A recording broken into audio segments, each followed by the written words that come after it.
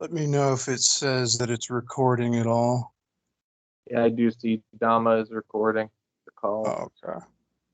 Looking good. So sweet. So you said you were reading the Heart Sutra? Yeah, specifically the Thich Nhat Hanh translation. But I've been, for like the past month, about every day or every other day, once I kind of got it down, I've been like reciting it from memory. Oh, So just like nice. straight from the memory. I mean, it's not an incredibly long sutra. It takes like anywhere from like 3 to 5 minutes, depending on how fast you're kind of going over it. But yeah, it's kind of nice. Like that sort of, you know, having the sutra helps to gladden the mind, right? So it's directing it towards wholesome things. And then it does help with collecting it and sort of focus because you can notice like when the mind kind of wanders away from, the sutra or the memory of being able to recall it, right? So, and it also I find helps with like, just kind of going over it in one's mind, but also that kind of directly sort of looking at it. There builds a familiarity with it as that invitation to sort of like look. And especially too, what's interesting with the Heart Sutra is it really goes over like the five aggregate or the five skandhas. So it's kind of cool because in of itself, it's sort of like a guided, uh, you know, meditation, if you will, or practice. Oh, nice.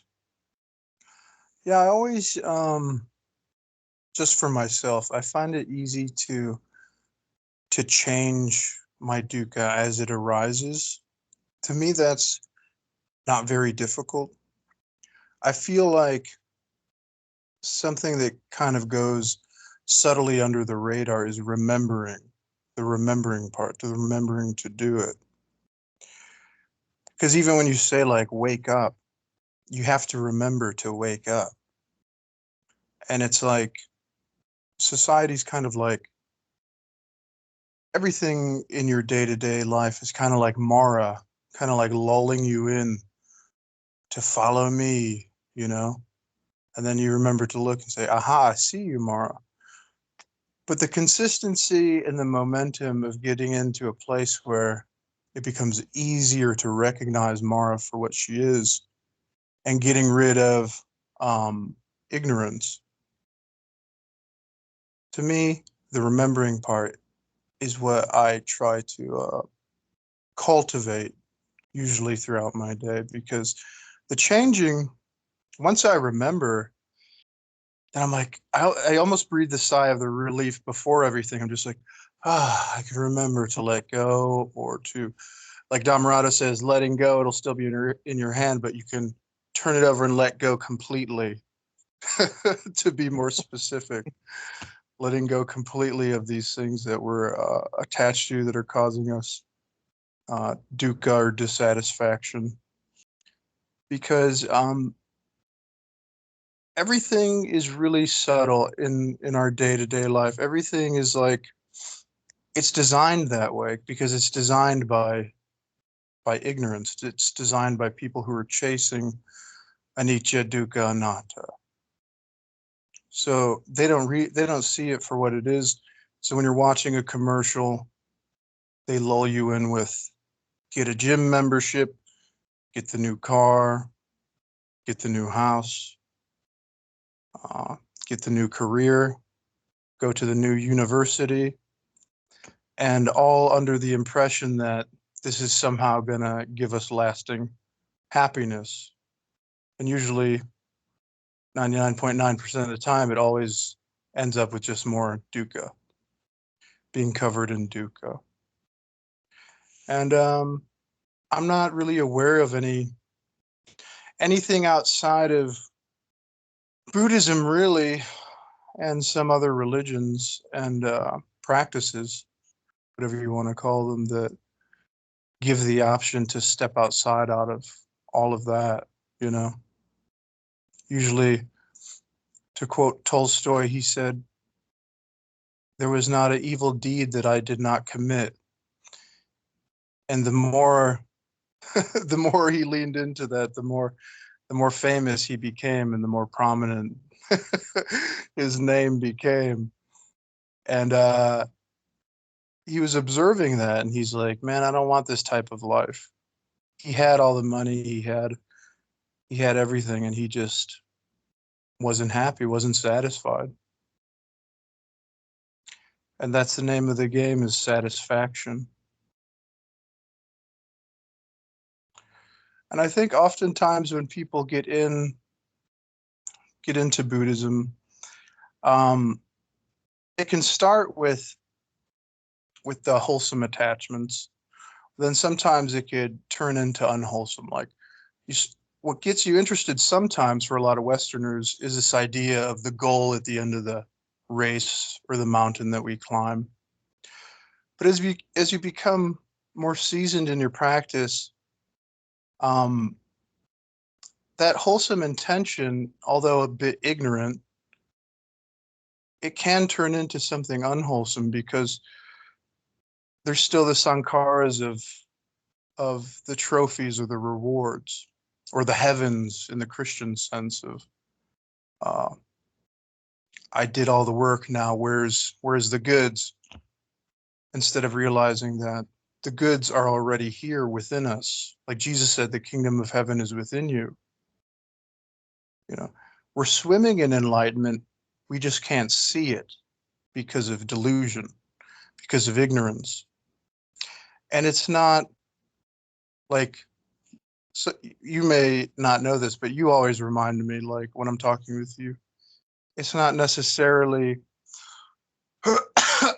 the magical thing that the Western culture has made it up to be. We put it on this pedestal, like this is exactly what I'm talking about. The goals and the achievements and the careers, and enlightenment is just one other thing to run after, like a rat chasing cheese, you know. But really, it's here now, and it's very simple. And if we remember to look in a balanced way, remember to wake up and look in a balanced way throughout our day, and just take a look, observe if there's any dissatisfaction in the moment, and catching it early when it's just a young little budding tree or plant before it becomes a giant oak tree, catching it, taking care of it meaning remembering to change it with our speech, both inner and outer speech, from unwholesome thoughts, unwholesome feelings, to wholesome thoughts and wholesome feelings. And one of the best wholesome thoughts I could think of is coming back home to the breath. You know, coming back home to what I like to call the doorway in the present moment, the doorway to our true nature that's always been here. Peace, our true peaceful nature of being satisfied. And as we get better at practicing this, just like exercise, just like anything else, it becomes easier, you know? Like Dhammarato says, or at least I think he says, sorry, Dhammarato, if this is not what you said. But it's like lifting weights. You can't turn into the Incredible Hulk after lifting 20 pounds for a couple reps, you know? It takes sometimes days, weeks, and years. But it's not really a difficult thing if you think about it. It just takes a little effort, the right effort, and the right attitude. And in no time, almost, you know, you look in the mirror one day, after a few months, you start seeing some real changes. And it's the same thing with our mind. It's the same thing with satisfaction. After a while, Mara, who at first appeared to be this big angry monster, in the words of Jiddu Krishnamurti, one day that monster you were afraid to see around the corner, you look finally around the corner and you see it's just a little puppy. It was really nothing ever to be afraid of, you know, and you were already free. Yeah. I always liked that imagery of turning the corner and then just seeing a little puppy staring at you. Yeah, I think it's this giant monster, and oh, it's just a small puppy. No worries. Yeah, and a good way to see a lot of these things I'm talking about is one of my favorite techniques or methods is observing others. And well, actually, it's not my technique or method. Just like Dhammarato says, the Buddha created this. I actually read it the other day in one of the suttas. I couldn't tell you which one, but the Buddha was talking about how when you're observing other people, you see that they lose a family member. And yeah, you may feel sad for them a bit, but you're not nearly as devastated as they are with the loss of people in their life. Or you're not nearly as devastated when your friend loses a lover and they're heartbroken. You're not crying and pounding on the ground with your fists. And it's a wonderful, curious thing that happens when you're just observing other people in their day-to-day lives, particularly like what I'm saying, when something happens that really seems to cause them a lot of dukkha, because they have this cloud over their head and you're sitting here dry and you have almost no effort. But if you have the right wisdom, you look at them and you can learn from them and see like, wow, look how they're pining and perishing over something that, yes, is sad, but also it's gone beyond a natural kind of response to the event, and it's entered the realm of samsara. And you see them and you can observe this quietly, and you can see how unattached you are and how totally attached they are, and how your unattachment is leading to this peaceful freedom, but their attachment is causing them such a great deal of suffering. And then it dawns on you like, wow, maybe I can do this with the things that occur to this fictitious character, to this fictitious thing that I call myself. Perhaps when these events happen, like, and it doesn't have to be as dramatic as, it doesn't have to be something crazy huge, but it could be something as simple as like losing losing your car keys or your jacket or shoes or something like that. It could be something so simple.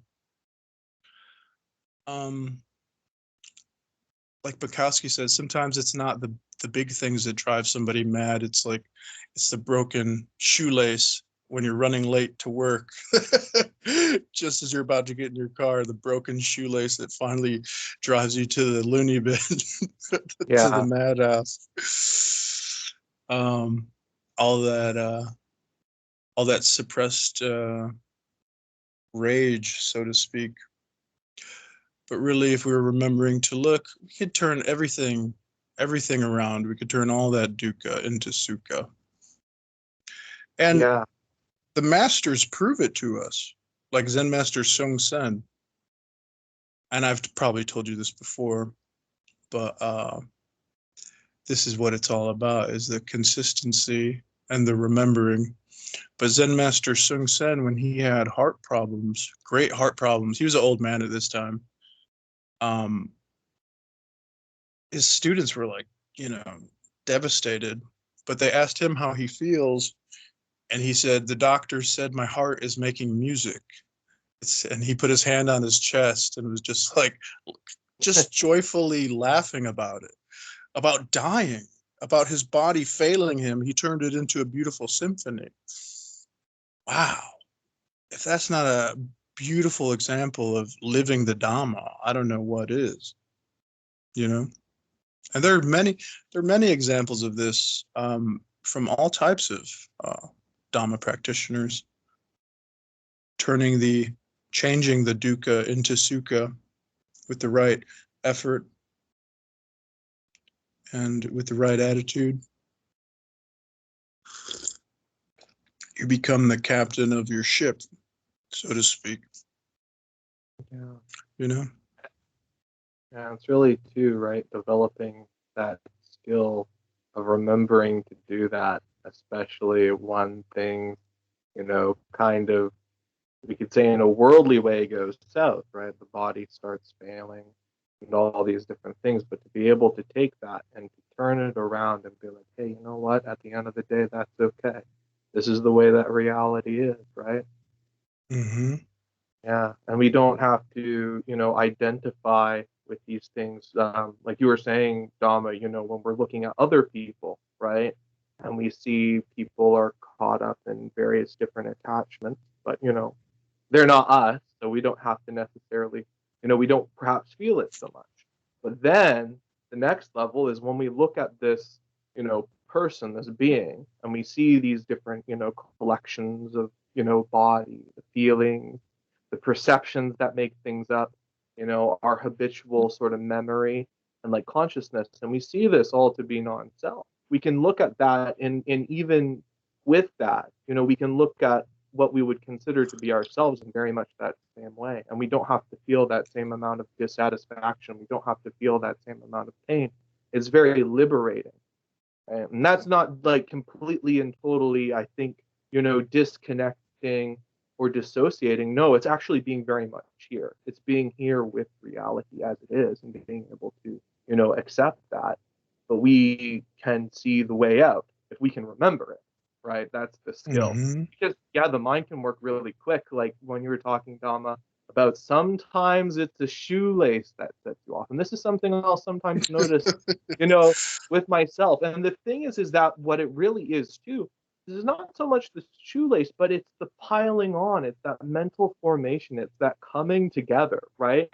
And two, there can be stories of like, oh, well, you know what? This is all just repression and all. We can tell ourselves all these different stories, right? But the thing is to see it right now and be like, hey, you know what? I can release this in a healthy way. I can change this.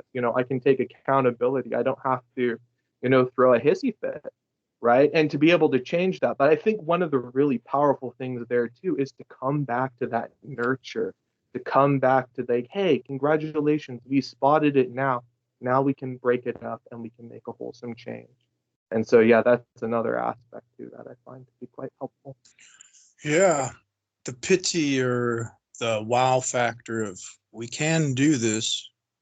And it's almost like secondhand pity, like secondhand smoking when you see somebody else in trouble and you're not in trouble. You're like, well, what's the difference? Oh, like she lost her car keys, so she's freaking out. But one day I'm going to lose something. So really, there's no difference. I can feel totally unattached when it happens to me. I have that beautiful choice to remain calm, to remain collected, to tell myself that everything's all right here, right now. And that's a big thing what the breath does, that not only does it give you that release, like, like who doesn't love that feeling of just letting go in that way, of just breathing in and completely letting go of, um, but also it's like me and you have talked about before too, the breath, like dukkha, everything becomes Dhamma when you look at it. Like the dukkha becomes the bell at the Zen center that reminds you, hey, remember to look. But also our breathing, when we, maybe we have to remember to look at the breath, but once we start looking at it, the breath itself becomes just this continuous, beautiful music, this beautiful bell reminding us, oh, your home's this way. And then the mind wanders to the past or wanders to the future, but you're aware of the breath, and it's always that beautiful bell chiming you back home, and really you never left. You're just like one of those boxers who keeps getting punched in the face, and you start getting out of it, and then the referee puts the smelling salts underneath you, and he's like, wake up, and then you come back home, and you never really were gone, but your mind was just boom somewhere else. But then it reminds you, hey, everything's okay right here, right now. There's no races to run. There's no mountains to climb. You can leave all this bullshit of the Western culture of climb over, stomp over everybody's head to get whatever you want achieved. Like you can, like I always like what Mr. Rogers said back in the day. Are you familiar with Mr. Rogers? Yeah. Yeah, he was always telling kids like you're perfect just the way you are. And I always thought that was such a beautiful message for children to hear, because just like Dhammarato says, like this is what kind of starts the whole negative sankharas is when you're younger. You know, you have to throw out the trash, you have to get good grades, all that nurturing, breastfeeding, all that nurturing, protection from the father. If you want that after the age of 7 or 8, you're going to have to earn it. That once unconditional love starts becoming very conditional, and then people after a while work their asses off and they look around and they're still miserable, even if they are, quote, by societal standards successful, and all that money and all that power didn't really bring anything but more dukkha. Then they have midlife crises, and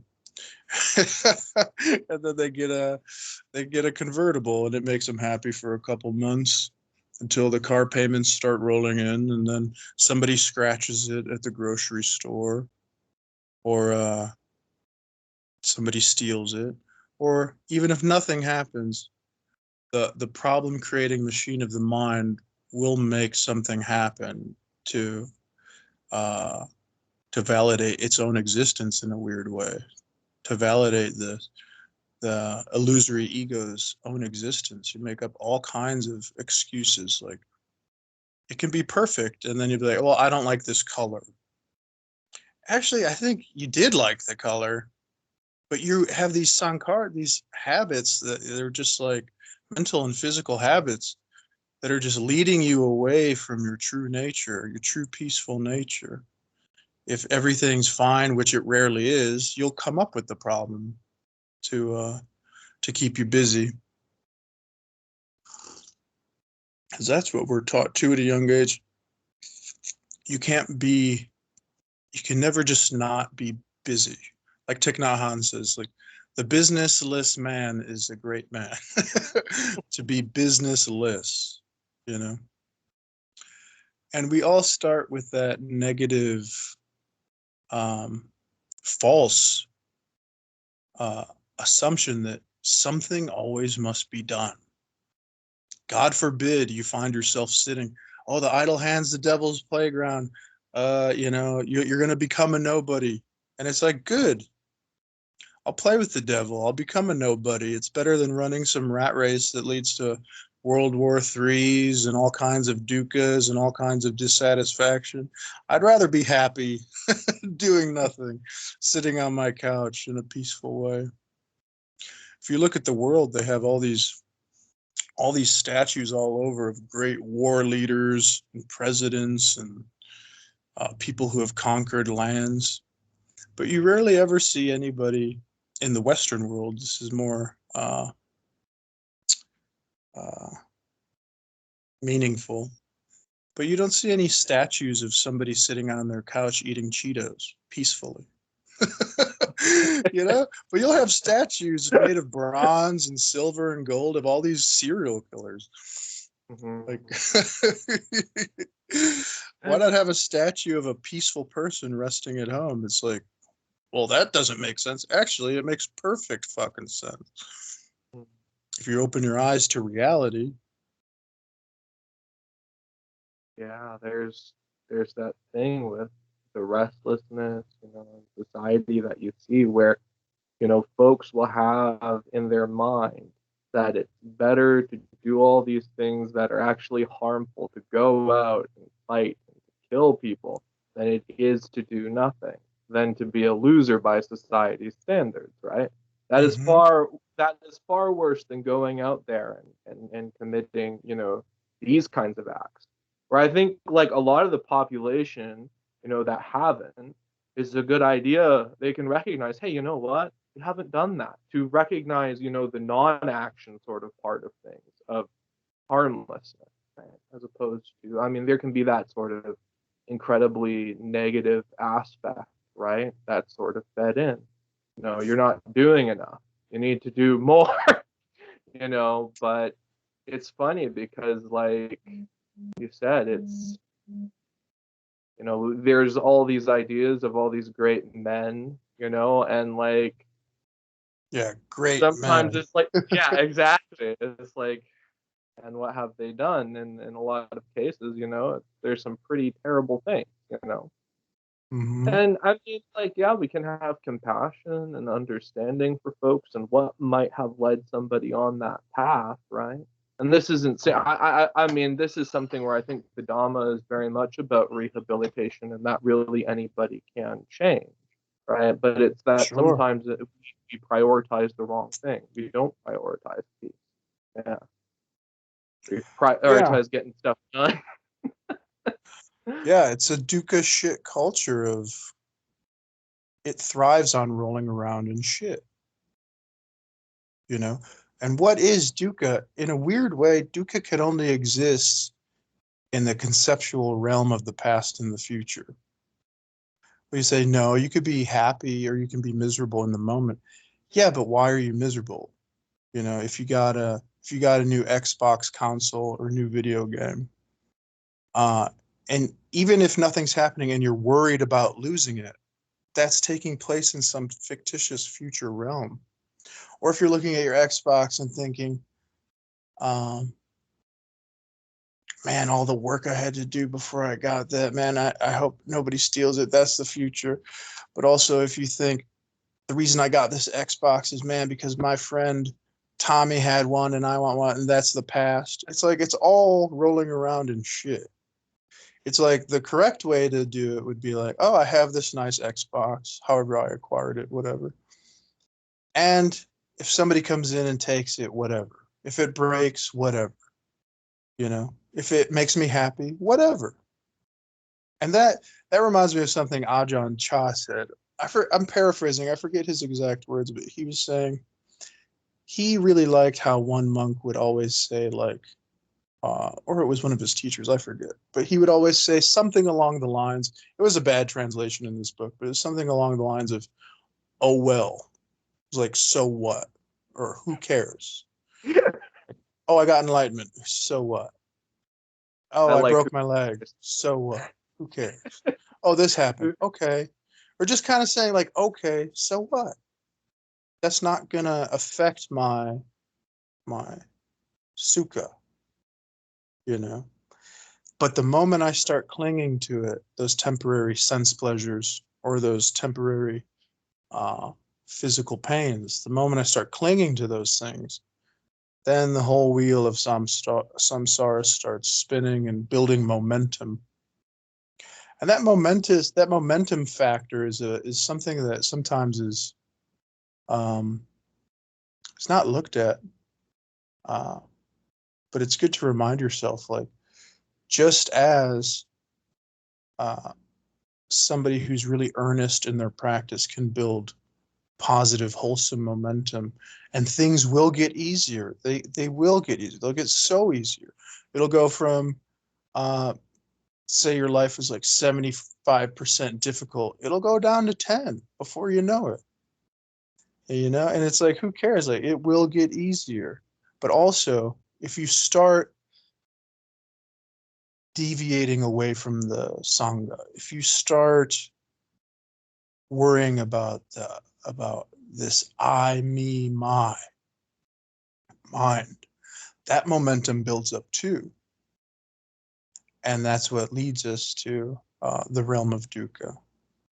Is not only the the positive sankharas or habits, so to speak, but the negative ones. It works both ways. You know, you can deteriorate before you know it, and it's insidious, meaning it's slow moving and it's widespread. But if you remember to look and change, it's easy peasy to get rid of that dukkha or to change that dukkha rather into something more wholesome. And that's the name of the game, really, is just remember to change the unwholesome to the wholesome and come back to that breath, our doorway home, that leads us to our true peaceful nature that's always been there. And it will deviate, like the Buddha said, it will not last. And that's what takes off a lot of practitioners too. They get to these wholesome states and they forget the Buddha's teachings. They forget anicca, they Yeah, forget impermanence.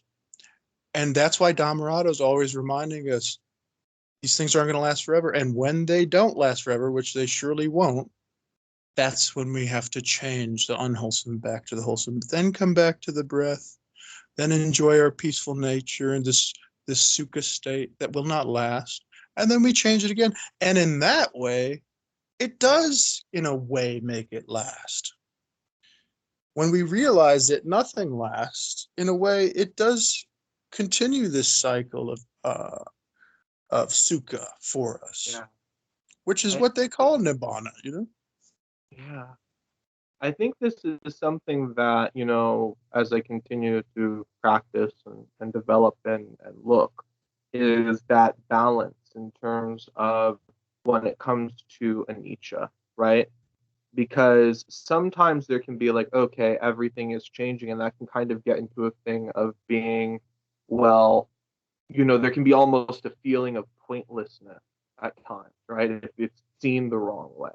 But I think what is helpful is that no, we can continue to develop and cultivate, these wholesome states, right? But recognize anicca, recognize that things are in flux. And the way that we get into those wholesome states or we recognize them is through emptying out. It's through dropping, the attachment to any particular phenomena. It makes it much easier when we can just come back to, hey, this breath right now is enough. Not last Tuesday's breath, not tomorrow's breath, but this one. With whatever qualities come, whatever qualities go, it's fine just the way that it is, right? And we can play with it. We can make it long. We can make it relaxing and all that, right? But recognize, hey, these qualities, they come and go, and that's okay, right? But we can still develop the ability to see that, to recognize that, to know that, and to know that freedom, right? Rather than being like, oh no, just because everything is changing, I'm inevitably going to fall back into dukkha. So what is the point? It's like, no, it's Right. continuing to develop that remember, look, change. Because again, Right. we might, right? And that's why I think remembering too, yeah, that first noble truth that there is dukkha, because that builds the appreciation as well. It builds the enthusiasm and the, hey, we can do this. We can keep looking. We can keep changing. We can keep developing these skills of the Noble Eightfold Path, and it can be a very joyous thing. Yeah. Mm-hmm. There's dukkha because we forget to change it. Yeah. Yeah. And sometimes people, yeah, like you were saying about anicca, they confuse it with nihilism. And it's like, no, it's not nihilism. It's not everything's like, well, if everything's impermanent, what's the point of practicing Buddhism? It's like, no, that's nihilism. The point of practicing the Dhamma is gladdening the mind here and now. And that's the brilliance of what the Buddha discovered. If it was just meaningless nihilism where it doesn't matter, he would have said so. But, there was Nibbana. There is Nibbana. Yeah. And he says so and is one of his first things, the Four Noble Truths, and then the Eightfold Path. There is the way we perceive life incorrectly causes this dukkha, and there's a way out of it. Or like Dhammarato says, which I like, is like he also says the doorway to the eightfold, uh, it's here. It's not something you have to climb the mountain and run the race for. It's available now. And you build the confidence, you cultivate the joy, and it becomes much easier. And it's actually, if you give it a chance, much more easy than you would ever have thought otherwise. It's as easy as breathing peacefully. Yeah. It, it's Hi, kind of, kitty. I learn yeah. I love But, cats. yeah. It's Cats are funny. like little Buddhas. Yeah. Little Buddhas, little Zen masters. Yeah. They're just they're so present. They're so not complaining.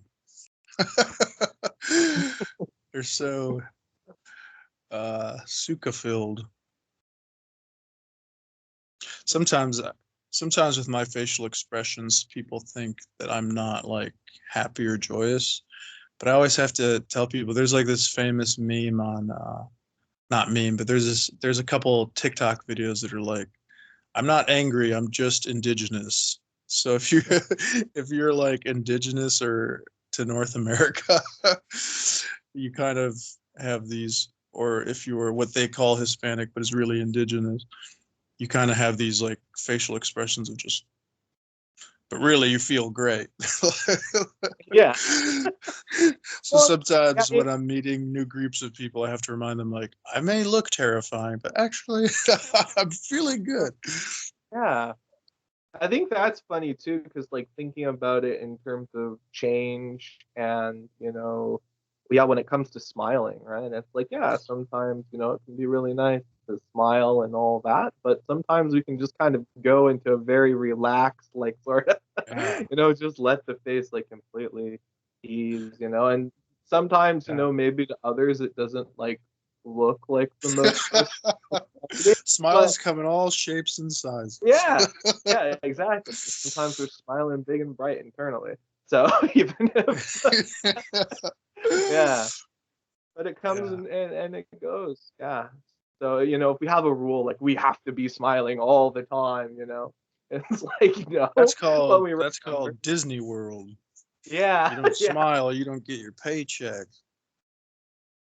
yeah. I think it's interesting too, because like, coming into the Dhamma and also like here where we really emphasize the wholesome thoughts, right? Is there something where, in terms of investigation and looking into it, because I know a lot of the time people do talk and it's a pretty popular thing about like toxic positivity of like always be happy and all that stuff. But I really do think that, again, especially with the wholesome versus the unwholesome, this is very, very different because it's not saying like, okay, you have to be happy all of the time, no matter what. You got to put on that smile. And especially because a lot of the time that is from like the perspective of not acknowledging reality. The fact that, hey, we're all going to get old, we're all going to get sick, and we're all going to die. Now, can we still be happy with that? Can we still be happy recognizing that? That's part of it because what stepping into the wholesome is actually embracing, reality. And sometimes things on the surface don't seem particularly sunshiny and rainbows. But the fact Yeah, that the matter is what is being like, hey, you know what? We can accept that. We can move on. We don't need yeah, that in order. that's a good point.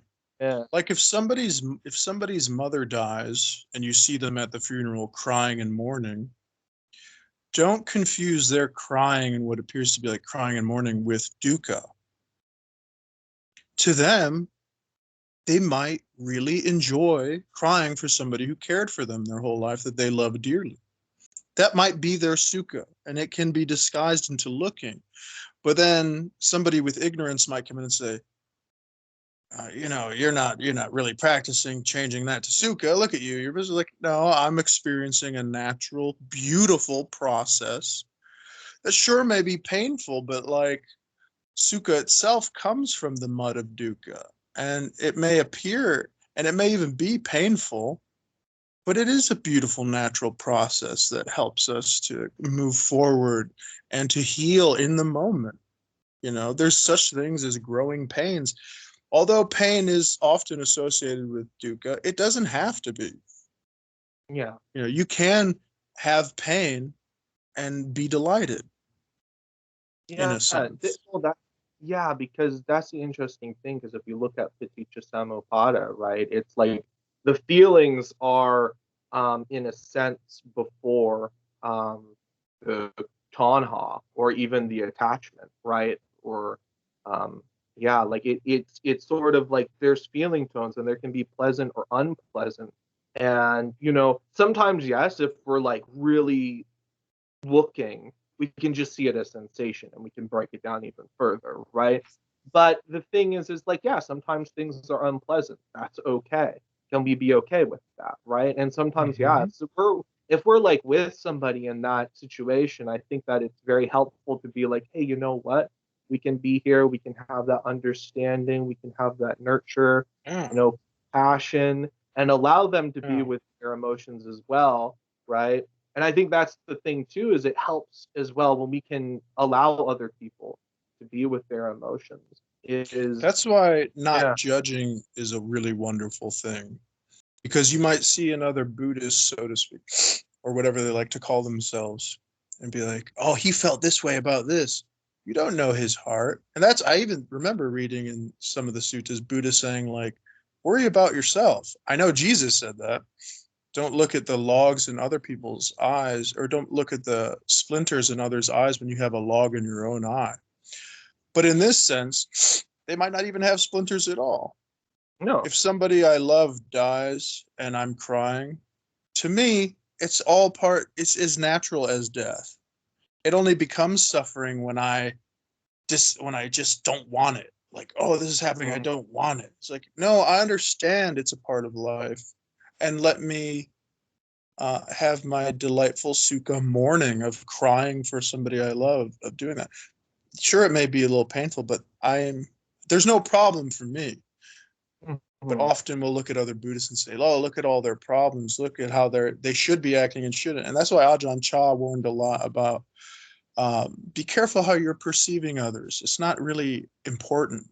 What's important is how you are perceiving and changing your own mind. uh, So, yeah, yeah, precisely. Like that just like it's very helpful to be on the lookout and to keep looking. Like, when we catch that, is like, oh, is there a version here? Is there a version to this situation? Right? And mm, all that stuff. Like here, that is causing like a dissatisfaction. When if we're like complaining about others or the way that others are behaving, like look, and that's the thing, is to, yeah, like, even when we are kind of observing and what have you others, to keep looking back and to see what is going on here. Has this arisen? Has aversion arisen? Has ill will arisen? Has greed mhm, arisen? Right? And again, yeah. that's And to be complaining's a bit different because mourning could be more easily mistaken for yeah, dukkha, whereas complaining almost is always dukkha because it's the projection of things are not the way I want, and I'm going to talk about it. Damn it, talk about it to you because misery loves company. But the crying is the crying or mourning. They're not hurting anybody. They're not asking you to join their pain, you know. But when someone's complaining, they kind of are having that yeah. proverbial hand grabbing you toward them, saying, "Come join me with my complaining about every goddamn thing." Yeah.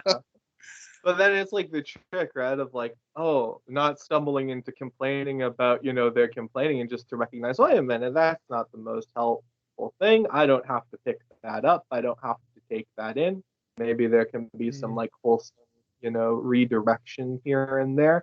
But that's sort of the thing, I think, like really to be aware of and skillfully engage with, like in today's climate too, right? Is like mhm. how to that, right? Because like sometimes, yeah, people, yeah, things do happen and what have you, and sometimes if you just tell them straight up, yeah, you know what, you got to gladden up, you got to cheer up, and that's not going to work, right?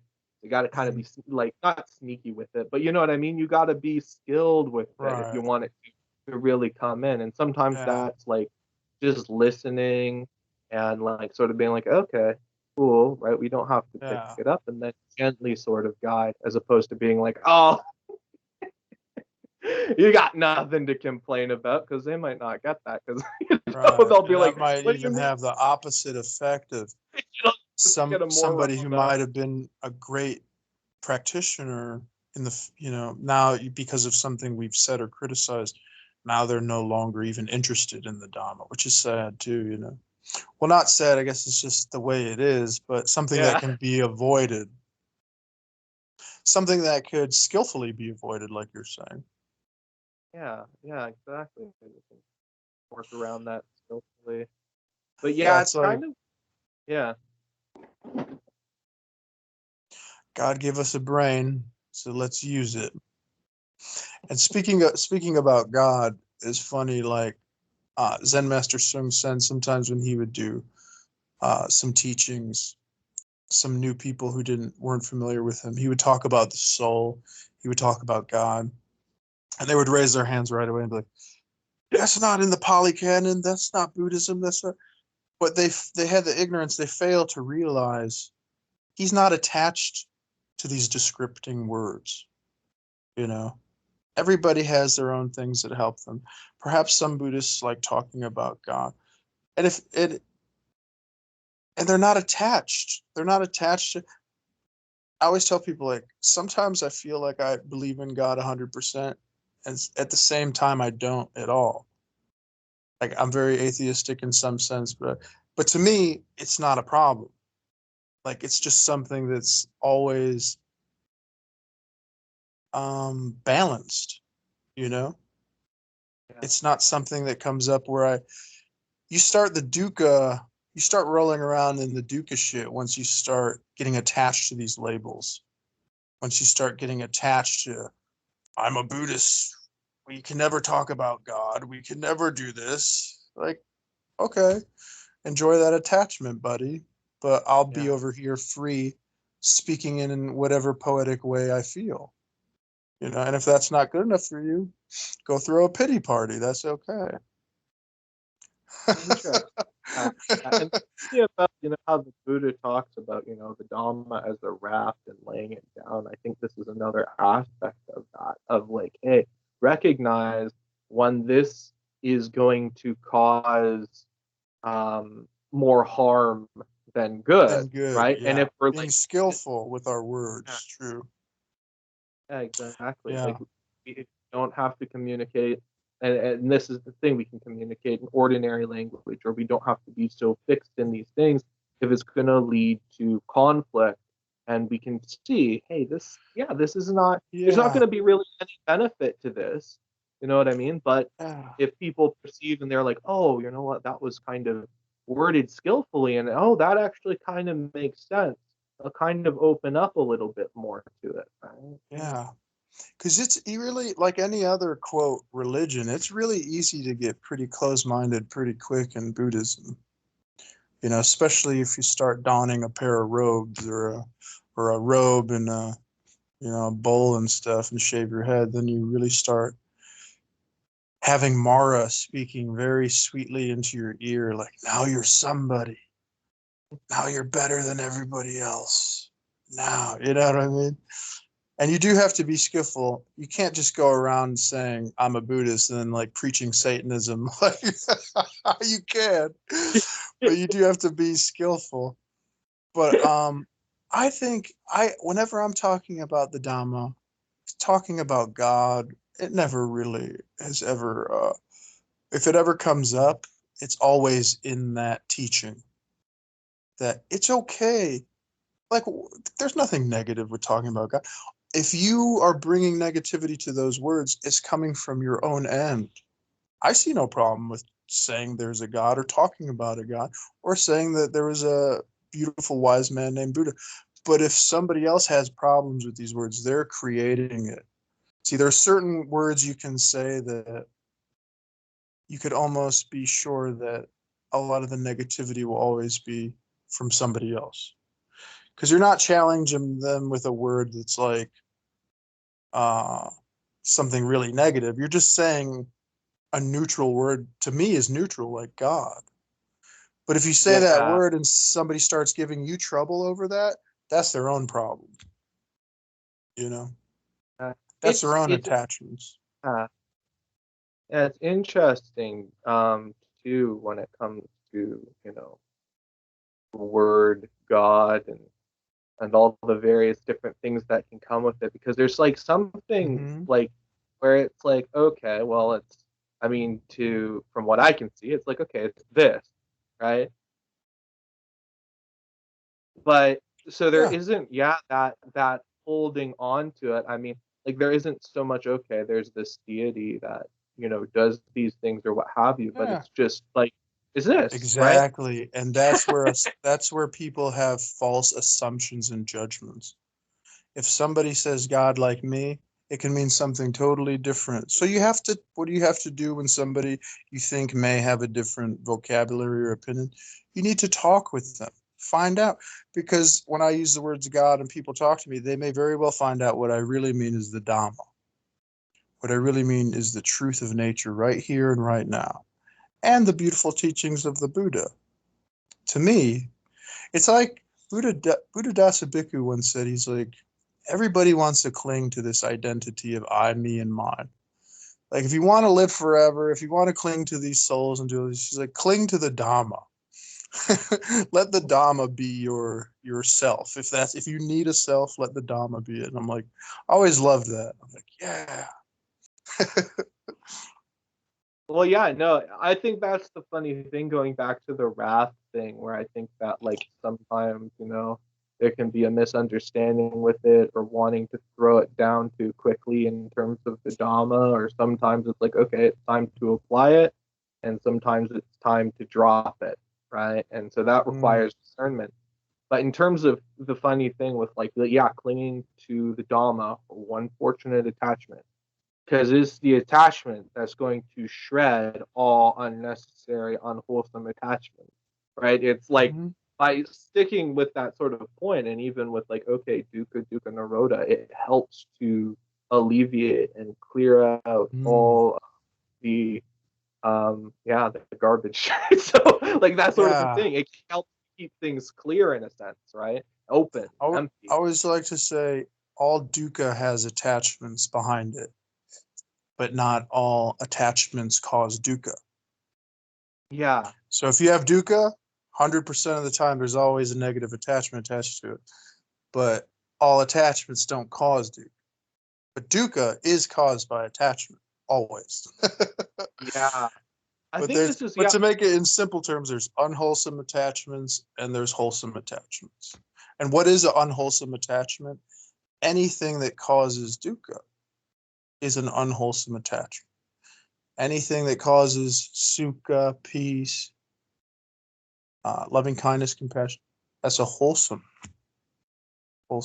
Anything that gladdens the mind here and now, and rest assured that that is a peaceful, uh, wholesome feeling or thought. Uh, and you'd be hard pressed to find any Buddhists. I'm sure they exist, but if you're talking to somebody who's part of a sangha, they usually don't. You could usually give them the benefit of the doubt that they're not trying to cause any harm. They're not trying to inflict any dukkha on anybody. If they do so, it's merely out of ignorance. Yeah. So that's another PSA too, is like, if you stumble across somebody who's rubbing you the wrong way in the sangha, they're your brothers and sisters. Allow them to be who they are. Help guide them. And realize they're not out to get you. Most people don't give a like. I heard this on a TikTok the other day. I forget who said it. It was brilliant, but maybe it was David Goggins or something. He's like, but most people don't give a shit about you. They just don't. You know what they're busy about? They're busy about taking their kids to school, doing their job, doing this. You're the last thing on their mind. You're not that special, and that's a great thing, because you don't want everybody thinking about you all day long. Then you will become paranoid. But I'm glad that people have their own lives, and usually in sanghas, nobody's out to cause dukkha. So you have to give them the benefit of the doubt, even when they do seemingly appear to make mistakes. And in the words of Ajahn Sumedho, don't take. I'm looking at the book right now. Don't take your life personally. don't take don't take life so seriously either. But anyway, that's all I have to spew out of my mouth. You have anything else to add or say? Um, not really. Nothing Nothing that needs to be said. Awesome, dude. Yeah, it's about quality, not quantity. So if we could get one or two more people really interested in the Dhamma to come back next time to talk, how wonderful will that be? But if not, oh well. No, that's true. It is a good conversation, though, and I appreciate your spewing Dhammadasa. Thank you for listening to this, as UG Krishnamurti says, this dog barking. But anyways, you rock, bro. Hopefully I can exit out of here while saving the recording. Yeah, I think it'll do it automatically. So, all Okay. right. You're awesome, dude. Thank you. Much You peace too. and love. Peace. Adios.